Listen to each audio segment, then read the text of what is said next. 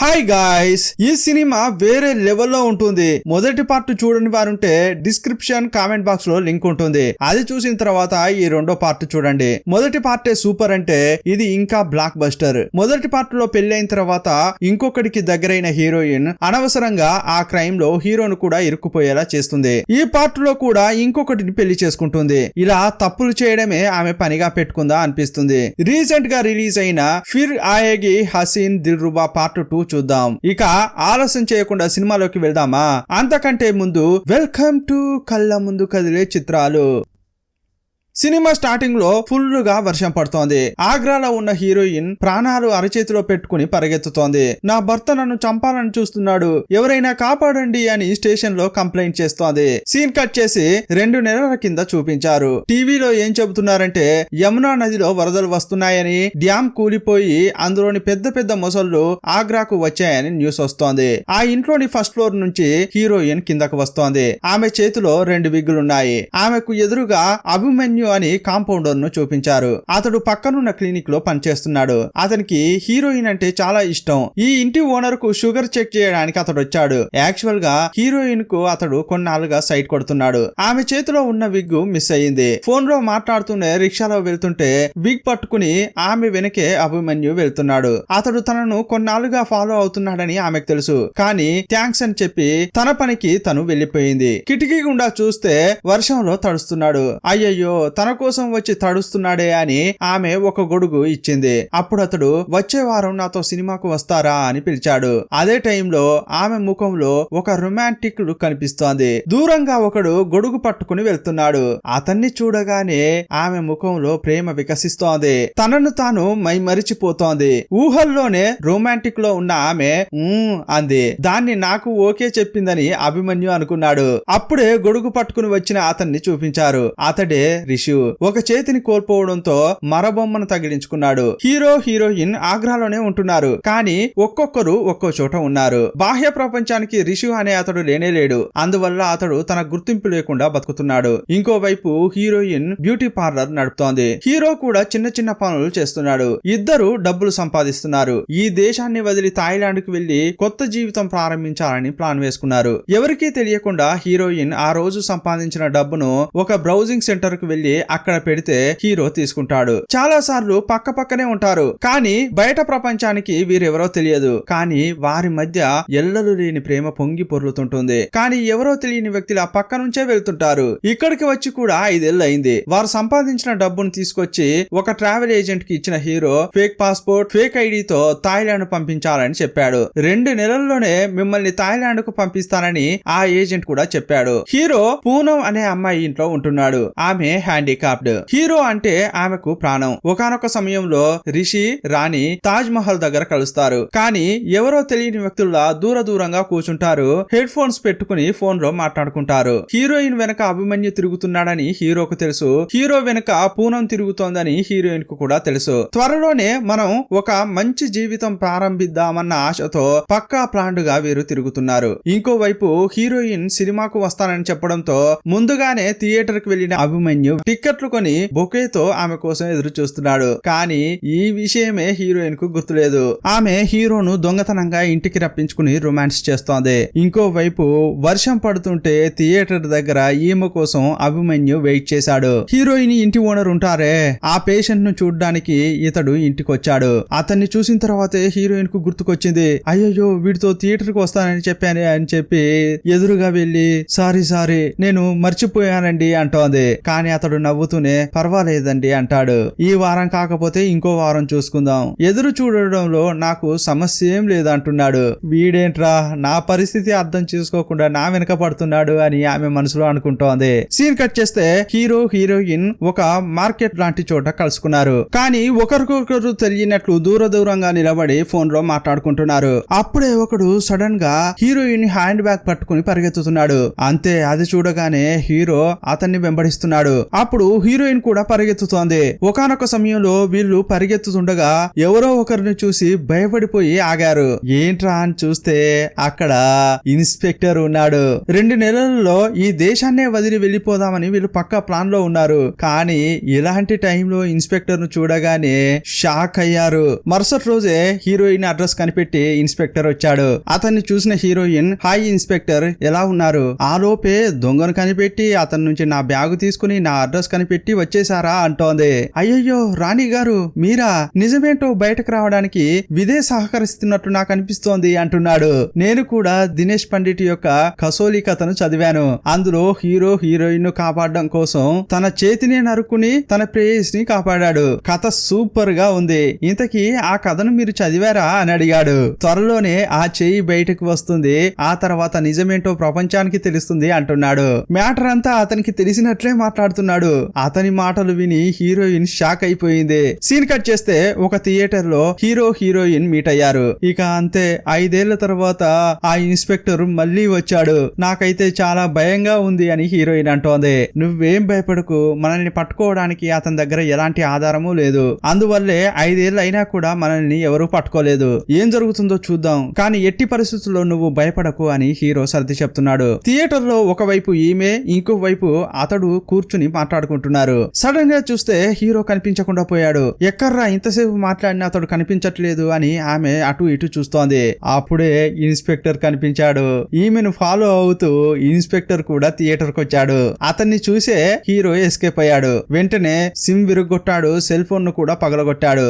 ఆ తర్వాత hero heroine కు కమ్యూనికేషన్ లేకుండా పోయింది. 1 రోజు 2 రోజులు ఇలా రోజులు గడుస్తూనే ఉన్నాయి. కానీ హీరో నుంచి ఎలాంటి సమాచారం ఇవ్వలేదు. అతడు ఎప్పుడు కాల్ చేస్తాడా అని ఫోన్ నే చూస్తోంది. కానీ ఎట్టి పరిస్థితుల్లో పోలీసులకు దొరకకూడదని అతడు ఫోన్ ను విరగొట్టాడు. ఒక రోజు హీరోయిన్ బయటకు వచ్చి చూస్తే చెత్త కుప్ప వ్యాను వెనక ఏవో అక్షరాలు రాసి ఉన్నాయి. అవేంటంటే దినేష్ పండిట్ నావెల్లో ఉండే కొన్ని వాక్యాలను హీరో రాసి పంపించాడు. అది చదివిన తర్వాత ఆమె విషయాన్ని అర్థం చేసుకుంది. అప్పుడు వీళ్ళ యొక్క ఎమర్జెన్సీ ప్లాన్ ఆమెకు గుర్తుకొచ్చింది. అదేంటంటే ఒక పబ్లిక్ బూత్ లో ఒకానొక సమయంలో వెళ్లి మాట్లాడడం. ఈమె భయపడిపోయి బాగా ఏడుస్తోంది. అప్పుడు హీరో ఏమంటున్నాడంటే, తప్పకుండా నీ ఫోన్ ను వాళ్ళు ట్రాప్ చేస్తారు. ఎవరికి తెలుసు, రేపు కూడా నిన్ను పిలిచి విచారించొచ్చు. అందువల్ల దయచేసి నీ ముఖంలో మాత్రం భయాన్ని చూపించుకోకు.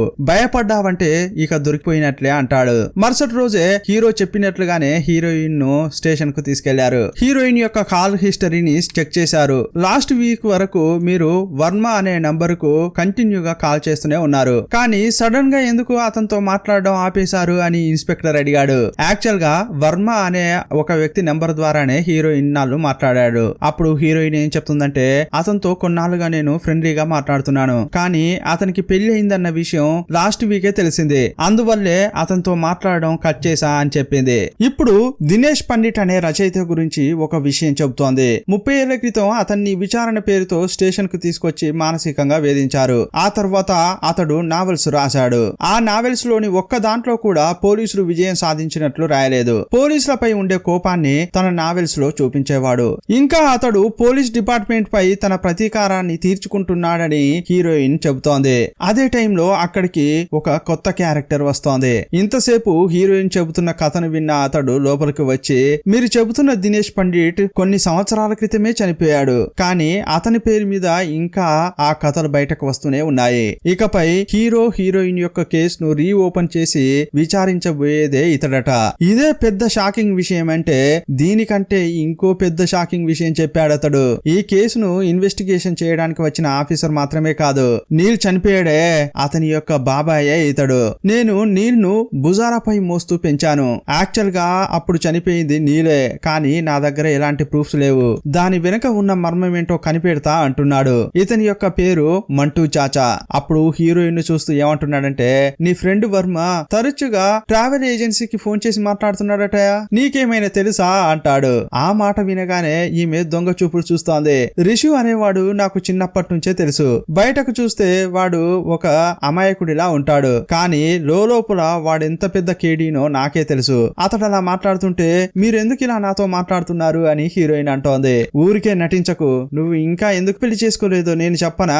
ఎందుకంటే నీ హస్బెండ్ ఇంకా చనిపోలేదు. అతడు కూడా ఈ ఊర్లోనే ఉన్నాడు. ఎవరికీ తెలియకుండా అప్పుడప్పుడు మీరు కలుసుకుంటూనే ఉన్నారు కదా అంటుంటాడు. నెక్స్ట్ టైం అతన్ని కలిసినప్పుడు చెప్పు, మంటూ చాచా నీ కోసం వచ్చాడు, తప్పకుండా పట్టుకుంటాడని చెప్పు అంటున్నాడు. ఇదంతా విని హీరోయిన్ భయపడుతూ బయటకు వస్తోంది. ఈ మంటూ చాచా బాగా ఇన్వెస్టిగేషన్ చేస్తున్నాడు. ఇన్నాళ్ళుగా ఒక ఏజెంట్ కు హీరో డబ్బులు ఇస్తున్నాడు కదా, అతన్ని పట్టుకున్నాడు.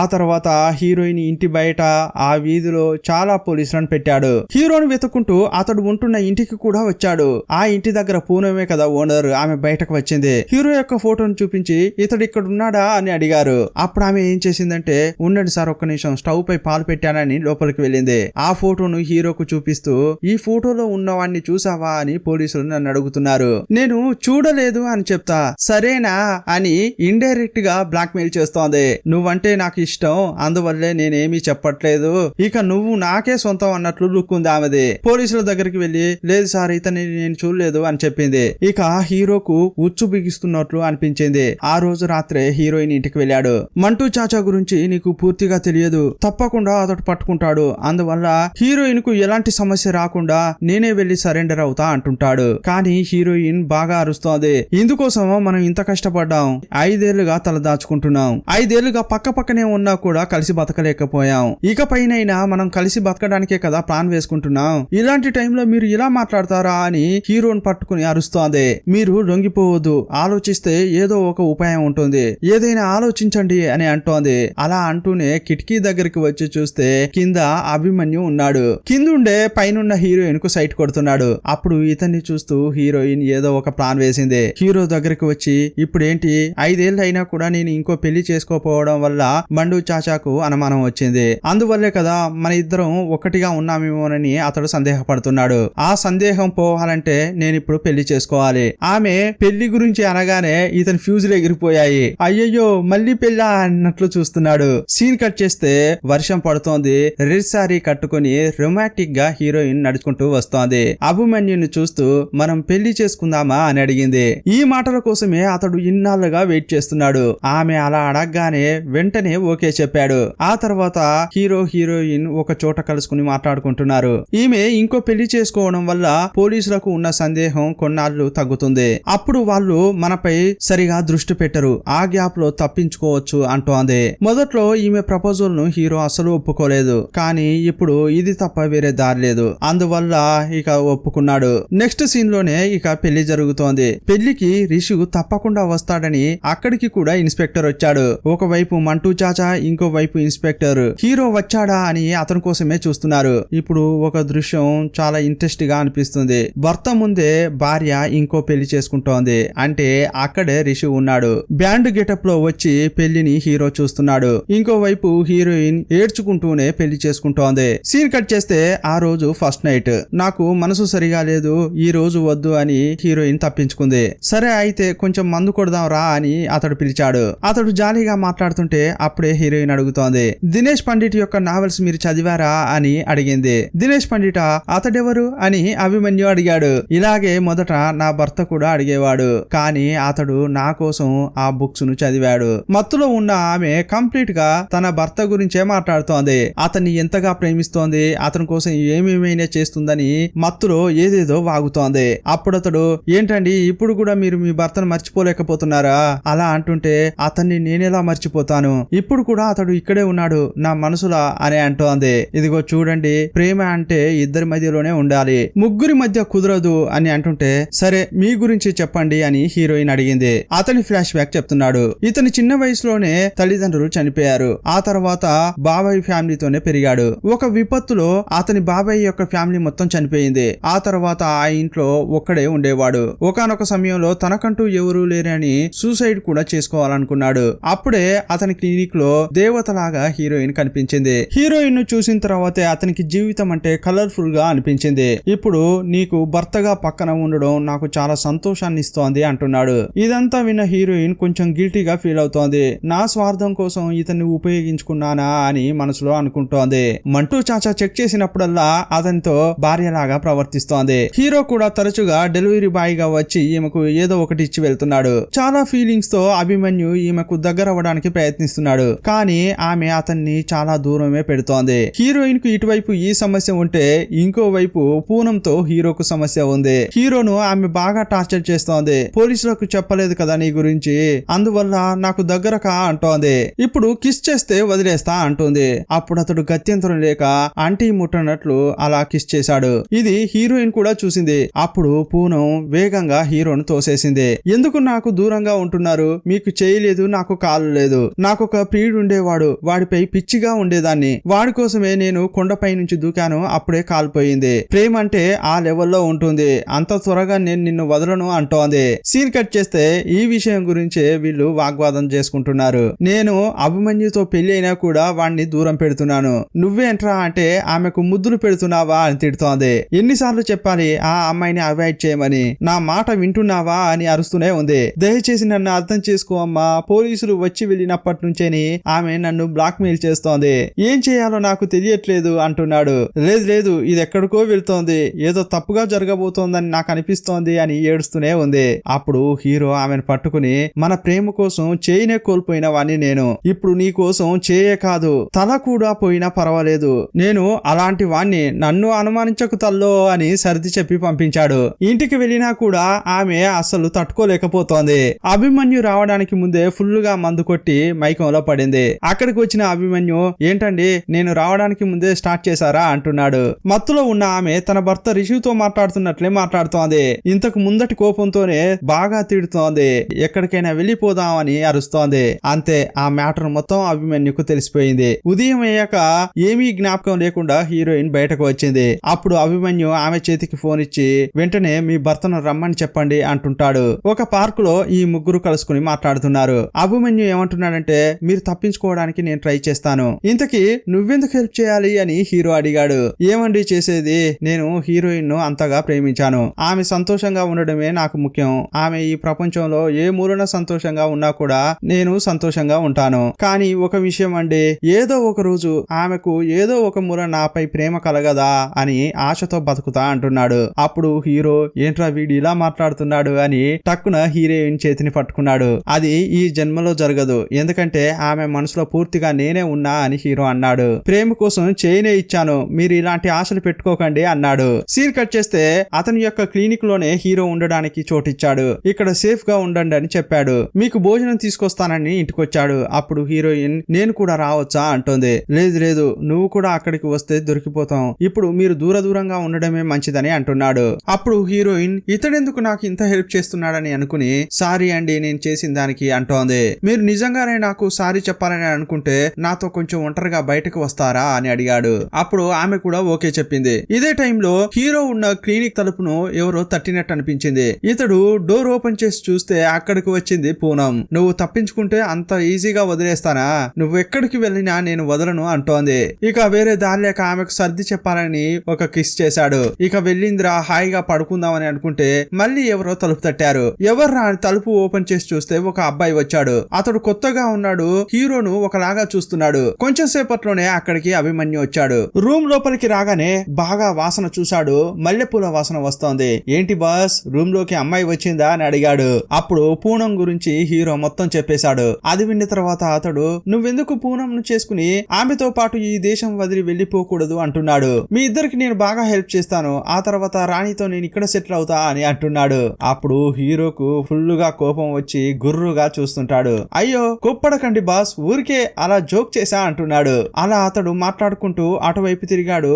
ఈ క్లినిక్ లోకి ఇంకెవరో వచ్చినట్లు అనిపించింది. అడుగులకు మట్టి ఉండడం గమనించాడు. ఈ మట్టిని చూసి, ఇది ఇక్కడి నుంచి పక్కనే ఉన్న అడవికి చెందిన మట్టి, అక్కడి నుంచి ఆ మట్టి ఇక్కడికి వచ్చిందంటే లల్లన్ వచ్చాడా అంటున్నాడు. సీన్ కట్ చేస్తే ఇంతకు ముందు హీరోయిన్ ను ఈ అభిమన్యు బయటకు వెళ్దామా అని అడిగితే ఆమె ఓకే చెప్పింది కదా. ఇప్పుడు ఆమెను ఎక్కడికి తీసుకొచ్చాడంటే తాజ్ మహల్ పక్కన ఉన్న ఆ నదిలో బోటింగ్ కు తీసుకొచ్చాడు. అప్పుడు చాలా భయంగానే హీరోయిన్ బోట్ లో కూర్చుంది. ఎందుకంటే ఆల్రెడీ ఈ నదిలోకి చాలా మొసళ్ళు వచ్చాయని ఇంతకు ముందే టీవీ న్యూస్ లో చెప్పారు. ఆ మొసళ్ళు ఇక్కడ ఉండవు కదా, అక్కడ రైల్వే గేట్ ఉందే, అక్కడే వాటిని ఆపారు కదా అంటోంది. అక్కడ బంధించి పెట్టడం వల్ల అవి ఆగుతాయా ఏంటి అని అతడు అంటున్నాడు. సరే అదంతా వదిలేయండి, నేను మీకు ఇంకో విషయం చెప్పాలి అంటున్నాడు. హీరోయిన్ తో ఏదో ఒక విషయం చెప్తున్నాడు. అదే విషయాన్ని ఇక్కడ హీరోతో చెప్తున్నాడు. కొంచెం సేపటి క్రితం లల్లన్ వచ్చాడా అని అన్నాడే, ఆ లల్లన్ గురించే చెప్తున్నాడు. లల్లన్ ఎవరంటే అడవిలోంచి విషపాముల యొక్క విషాన్ని తీసుకొచ్చి ఇచ్చిన వ్యక్తే ఆ లల్లన్. ఇంతకీ ఆ విషయాన్ని ఇతడు ఎందుకు తీసుకున్నాడంటే, ఇంతసేపు ఒక అమాయకుడిలా కనిపించిన ఇతడు చాలా క్రూరమైన ముఖంతో ఇప్పుడు ఒక ట్విస్ట్ ఇస్తున్నాడు. ఇతడు చూడ్డానికే అమాయకుడు, కానీ ఎంత పెద్ద క్రైమ్ చేశాడంటే చిన్న వయసులో వీళ్ళ నాన్న యొక్క బిజినెస్ ను వాళ్ళ బాబాయ్ మోసం చేసి తీసుకున్నాడు. ఆ శోకంలోనే వీళ్ళ నాన్న చనిపోయాడు. అందువల్ల వాళ్ళపై ప్రతీకారం తీసుకోవాలని ఆ కుటుంబంలోనే ఉండి పెరిగాడు. విషం ఉండే పాములను తీసుకొచ్చి ఒక్కొక్కరిని కరిపించి అతడు అందరిని చంపేశాడు. యాక్చువల్ గా ఇతడు ఒక పెద్ద సైకో. ఈ విషయమే ఎట్ ఏ టైం హీరోయిన్ కు ఇటు హీరోకు ఇద్దరికి చెప్తున్నాడు. ఆ మాట వినగానే వీళ్ళు స్టన్ అయిపోయారు. మేమే పెద్ద క్రిమినల్స్ అనుకుంటే వీడు మాకంటే పెద్ద క్రిమినల్ లా ఉన్నాడే అనుకుంటున్నారు. ఒక సైకో దగ్గర చిక్కుకున్నామే అని భయపడుతున్నారు. వీడు సాధారణమైన మనిషి కాదు, మమ్మల్ని ఏదో చేయడానికి ప్రయత్నిస్తున్నాడు అని హీరోకు అర్థమైంది. అప్పుడు వాళ్ళిద్దరికి ఫైట్ జరుగుతోంది. అప్పుడు హీరోను ఆ రూమ్ లోనే లాక్ చేసి అభిమన్యు బయటకు వచ్చాడు. ఇప్పుడు హీరో కూడా తలుపులు పగలగొట్టుకుని నేరుగా అభిమన్యు ఇంటికే వెళ్తున్నాడు. ఇంకోవైపు హీరోయిన్ ను అభిమన్యు లాక్ చేశాడు. నేను అడిగేదానికి నేరుగా సమాధానం చెప్పండి. మీ హృదయంలో నాకు చోటు ఉందా అని అడిగాడు. మీ ప్రేమ నాకు దొరుకుతుందా అని అడిగితే అప్పుడు ఆమె, నా భర్త ఉండే ఈ ప్రపంచంలో నా ప్రేమ మొత్తం అతనికే వెళ్తుంది. ఒకవేళ నేను అతన్ని చూడకుండా నువ్వు నా ముందు వచ్చి ఉంటే ఒకవేళ నా హృదయంలో నీకు చోటు ఉండేదేమో అంటోంది. వాళ్ళు మాట్లాడుతున్న క్రమంలోనే అతడు ఒక కబోర్డ్ ఓపెన్ చేశాడు. ఆ కబోర్డ్ నిండా దినేష్ పండిట్ యొక్క పుస్తకాలే ఉన్నాయి. దినేష్ పండిట్ ఎవరో తెలుసా అని హీరోయిన్ అడిగినప్పుడు నాకేమీ తెలియదని చెప్పాడు. యాక్చువల్ గా ఇతడు కూడా దినేష్ పండిట్ యొక్క ఫ్యానే. మొదటిసారిగా హీరోయిన్ ను క్లినిక్ లో చూసినప్పుడు ఆమె చేతిలో దినేష్ పండిట్ యొక్క నావల ఉండడం చూశాడు. ఆ క్షణం నుంచే ఆమెను ప్రేమించడం స్టార్ట్ చేశాడు. ఈ ప్రపంచంలో మనం ఎంత పర్ఫెక్ట్ తెలుసా, దయచేసి నీ భర్తను మర్చిపో అని ఆమె దగ్గరగా వస్తున్నాడు. అప్పుడు ఆమె భయపడిపోతూ వెనకడుగు వేస్తోంది. అప్పుడు కాలు జారి కింద పడితే తల టేబుల్ కు తాకింది, మైకంలో కింద పడింది. ఆ తర్వాతే వర్షంలో తడుచుకుంటూ స్టేషన్ కు వెళ్లి నన్ను కాపాడండి అని కంప్లైంట్ చేసింది. సినిమా స్టార్టింగ్ లో సీన్ ను చూపించారు. ప్రెజెంట్ లో చూపిస్తే మంటూ చాచాకు హీరోయిన్ జరిగిందంతా చెప్పింది. వాళ్ళు ఏం ప్లాన్ చేసుకున్నారు, 5 ఏళ్లు ఎలా దాక్కున్నారు, ఆ తర్వాత పోలీసుల నుంచి తప్పించుకోవడానికి అభిమన్యును పెళ్లి చేసుకుంది. కానీ ఆ తర్వాతే తెలిసింది వాడు ఒక పెద్ద సైకో, కుటుంబాన్ని చంపేసి మంచివాడిలా ఈ సమాజంలో బతుకుతున్నాడు అని చెప్తోంది. వీళ్ళను చంపడానికి ప్రయత్నించింది మొత్తం చెప్తుంది. వెంటనే తన టీం కు కాల్ చేసి ఇద్దరిని పట్టుకురంట్రా అని చెప్పాడు. కానీ అక్కడికి వెళ్లి చూస్తే అభిమన్యు లేడు, హీరో లేడు. ఎక్కడ్రా వీళ్ళు అని వెతుకుతుంటే అప్పుడే ఇన్స్పెక్టర్ కు ఒక ఇన్ఫర్మేషన్ వచ్చింది. ఏరు పక్కన 2 డెడ్ బాడీస్ పడి ఉన్నాయని తెలిసింది. ఒకవేళ వీళ్ళే చనిపోయారా అని అక్కడికి వెళ్లి చెక్ చేశారు. ఇన్స్పెక్టర్ అక్కడికి వెళ్లి చూస్తే 2 డెడ్ బాడీలు ఉన్నాయి. అందులో ఒకటి పూనన్ డెడ్ బాడీ, ఎందుకంటే పక్కనే వాకింగ్ స్టిక్ ఉండడం వల్ల ఆమెనే అనుకున్నారు. ఇక రెండో డెడ్ బాడీ అభిమన్యు. అతని వస్తువులు అక్కడ చాలా ఉన్నాయి. వీరిద్దరిని రిషినే చంపి ఉంటాడని అనుమానించారు. ఇంతకు ముందు ఎలాంటి ఎవిడెన్స్ లేకుండానే సందేహంతో హీరోయిన్ ను విచారించారు. కానీ ఈసారి హీరోయినే అన్ని విషయాలు చెప్పింది. ఇప్పుడు ఆమెను పట్టుకుని లేడీ పోలీసులు వారి స్టైల్లో విచారణ చేస్తున్నారు. ఇంతకు ముందు హత్య కాదు, ఇప్పుడు 2 హత్యలు చేశాడు, వాడెక్కడున్నాడో చెప్పు అని ఫుల్ గా కొట్టారు. కానీ ఆమె నోరు తెరవట్లేదు, ఎందుకంటే అసలు ఏం జరిగిందో ఆమెకే తెలియదు. ఇప్పుడు మంటూ చాచా ఒక ఐడియా ఇచ్చాడు. రాణి పోలీస్ స్టేషన్ లో నరకం అనుభవిస్తోందని న్యూస్ స్ప్రెడ్ చేయండి. ఈ న్యూస్ చూస్తే తప్పకుండా రిషి బయటకు వస్తాడని చెప్పాడు. అతడు అనుకున్నట్లే న్యూస్ ను హీరో చూశాడు. పోలీసులకు వెంటనే ఒక సెల్ఫీ వీడియో పంపించాడు. నేను మీకు సరెండర్ అవుతాను, కానీ నేను సరెండర్ కావాలంటే రాణిని నేను చెప్పిన చోటుకు తీసుకురావాలి. మీరు దూరంగా నిలబడాలి, రాణిని నా దగ్గరకు ఒంటరిగా పంపించాలి. ఇంతకీ అతడు సెలెక్ట్ చేసుకున్న ప్రదేశం ఏంటంటే నది పైన ఉండే రైల్వే బ్రిడ్జి. ఈ రోజు రాత్రే అక్కడికి వస్తానని చెప్పాడు. మరుక్షణమే ఆ బ్రిడ్జి దగ్గర పోలీసులు పహారా కాస్తున్నారు. మంటూర్ చాచా ఏమంటున్నాడంటే ఈ బ్రిడ్జ్ కు 2 వైపులా తప్పించుకోకుండా పోలీసులను పెడతాను. ఒకవేళ వాళ్ళు నీటిలో దూకినా కూడా నీటిలో చాలా మొసళ్ళు ఉన్నాయి, తప్పకుండా వాటికి ఎరవుతారు. అంతకంటే ముందే వాళ్ళను బ్రిడ్జ్ లోనే పట్టుకోవాలని ఇతడు ప్లాన్ వేసుకున్నాడు. ఇప్పుడు రాత్రి అయింది. ఒకవైపు పోలీసులు నిలబడితే ఇంకోవైపు హీరో నిలబడ్డాడు. అతని మెడ దగ్గర కత్తి పెట్టుకుని హీరోయిన్ ను పంపించండి అని బెదిరిస్తున్నాడు.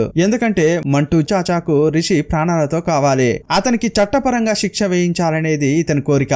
అప్పుడు హీరోయిన్ ను అతని దగ్గరికి పంపిస్తున్నారు. హీరోయిన్ హీరో దగ్గరికి వచ్చి హత్తుకుని ఏడుస్తోంది. దయచేసి మనం ఇక్కడ నుంచి వెళ్లిపోదాం, హాయిగా జీవిద్దాం అంటోంది. ఇదే టైంలో పోలీసులు బ్రిడ్జ్ కి 2 వైపులా వీళ్లను లాక్ చేస్తున్నారు. నీ వల్ల అయితే ఇప్పుడు తప్పించుకోరా అని మోటూ చాచా అంటున్నాడు. అదే టైంలో పోలీస్ గ్రూప్ లోంచి ఒక కానిస్టేబుల్ నేరుగా హీరో దగ్గరికి వస్తున్నాడు. వీడెవర్రా ఒంటరిగా నడుచుకుంటూ వెళ్తున్నాడు అని మంటూ చాచా చూస్తే అతడు అభిమన్యు. వీళ్ళు చనిపోయినట్లు అనుకున్న అభిమన్యు నడుచుకుంటూ వెళ్తున్నాడు. పోలీస్ గెటప్ లో వచ్చిన అతడు, నేను నిన్ను అంత ఈజీగా వదులుతానని అనుకున్నావా? నేను నిన్ను ఎంత ప్రేమించానో తెలుసా? అంత ఈజీగా వదిలిపెట్టను, నువ్వు నాదానివే అని అంటుంటే ఈ ముగ్గురు మధ్య ఫైటింగ్ జరుగుతోంది. అప్పుడు హీరోయిన్ అనుకోకుండా బ్రిడ్జ్ నుంచి కింద పడబోతోంది. అప్పుడు హీరో ఆమెను పట్టుకున్నాడు. కానీ వెనకే ఉన్న అభిమన్యు హీరోను తోసేయడానికి ప్రయత్నిస్తున్నాడు.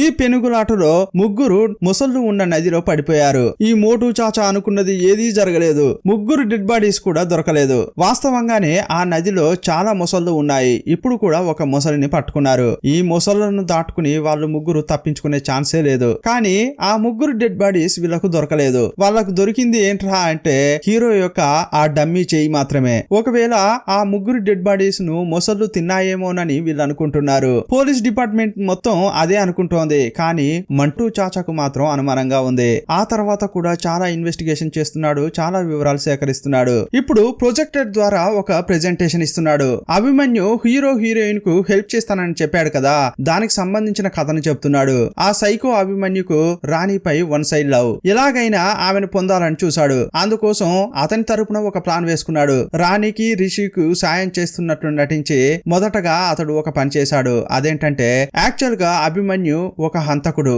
అడవిలో ఉండే లల్లన్ నుంచి పాముల యొక్క విషయం తీసుకుని తన కుటుంబాన్నే చంపిన ఒక నిందితుడు వాడు. లల్లన్ కు అభిమన్యు ఉండే స్థలం తెలుసు. ఇతడు ఉండే చోటుకు హీరోను కూడా తీసుకురావడంతో అతడున్న చోటుకు పూనం కూడా వచ్చింది. అందువల్ల అభిమన్యు చోటు పూనంకు కూడా తెలుసు. రిషి అభిమన్యు ఉండే చోటు లల్లన్ పూనం కు తెలియడం వల్ల మొదట వారిద్దరిని అభిమన్యు కిడ్నాప్ చేశాడు. ఒక చోట వారిని కాల్చి చంపాడు. ఆ తర్వాత రాణి రిషు తప్పించుకునే ప్లాన్ ఇచ్చాడు. ఆ ప్లాన్ మధ్యలోకి వచ్చి రిషును చంపాలని అనుకున్నాడు. ఆ పెనుగులాటలోనే ముగ్గురు నదిలో పడిపోయారని సీసీటీవీ ఫుటేజీతో సహా మోటు చెబుతున్నాడు. అప్పుడు ఒక అధికారి, అంతా ఓకే కానీ వారి డెడ్ బాడీస్ దొరకలేదు కదా, ఎందుకంటే మొసళ్ళు తిన్నాయి, వారు చనిపోయి ఉంటారు, ఒకవేళ వారు చావలేదంటే ఎక్కడున్నారు అని అడిగాడు.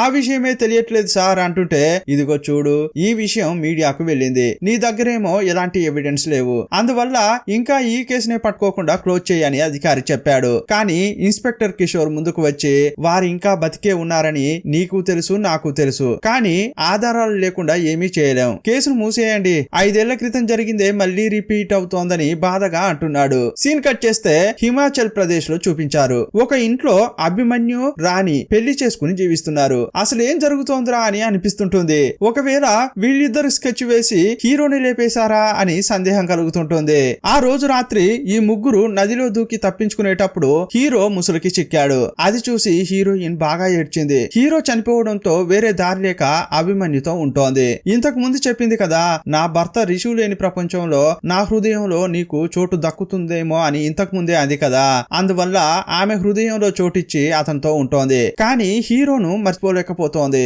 ఇప్పుడు ఆమె ఒక స్కూల్లో టీచర్ గా పనిచేస్తోంది.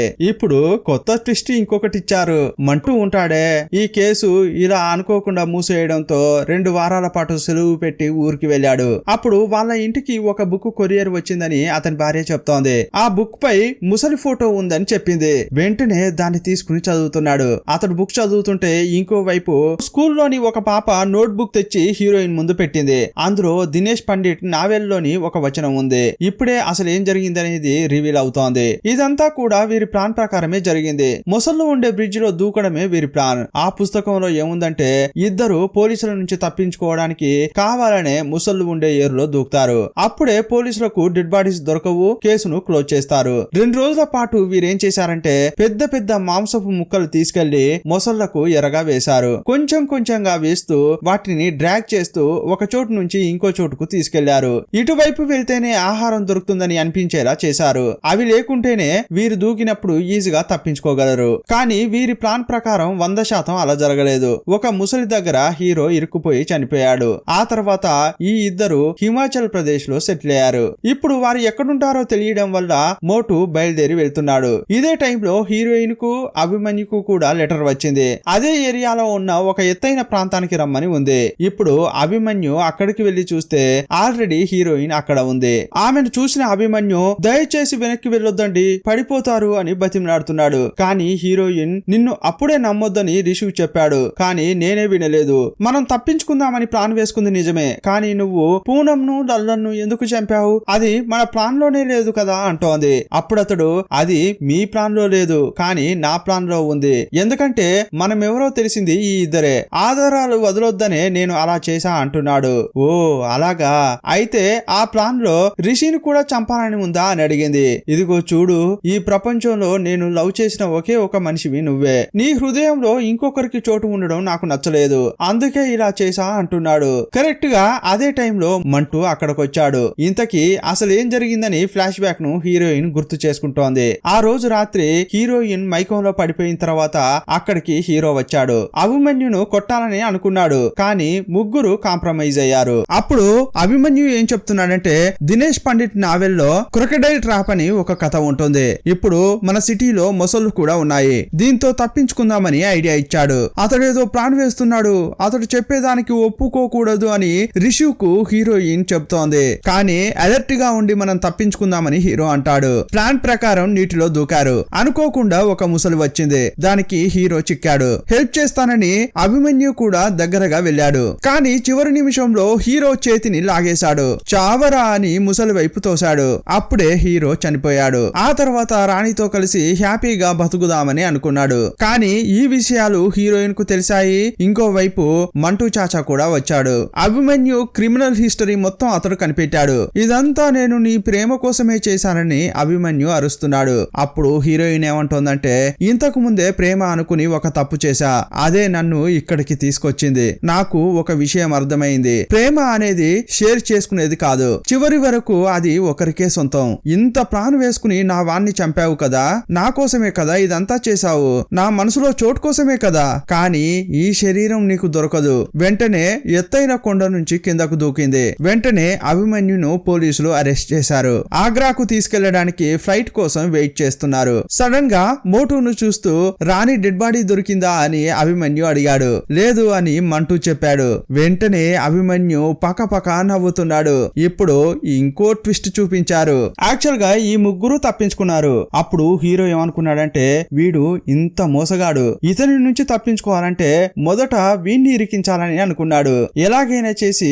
అభిమన్యుని ఇరికించాలని ప్లాన్ వేసుకున్నాడు. కానీ అది హీరోయిన్ కు కూడా చెప్పలేదు. సరైన టైం చూసి ఒక రోజు మోటుకు ఆ బుక్ ని ఇతడే పంపించాడు. ఒకసారి ఒక పాప ద్వారా హీరోయిన్ కు నోట్ బుక్ కూడా ఇతడే పంపించాడు. ఆ తర్వాత హీరోయిన్ ను మీట్ అయ్యాడు. ప్లాన్ అంతా ఆమెకు చెప్పాడు. ఇంతకు ముందు సారి నేను మాత్రమే చనిపోయాను, అప్పుడు నువ్వు బయటే ఉన్నావు, అందువల్లే పోలీసులు నీ దగ్గరికి వచ్చారు. కానీ ఇప్పుడు నువ్వు కూడా చావబోతున్నావు, ఇద్దరం కలిసి కొత్త జీవితం ప్రారంభిద్దామని అంటున్నాడు. వాళ్ళ ప్లాన్ ప్రకారమే హీరోయిన్ ఎత్తైన ప్రాంతం నుంచి దూకింది. డైరెక్ట్ గా నీటిలో పడింది.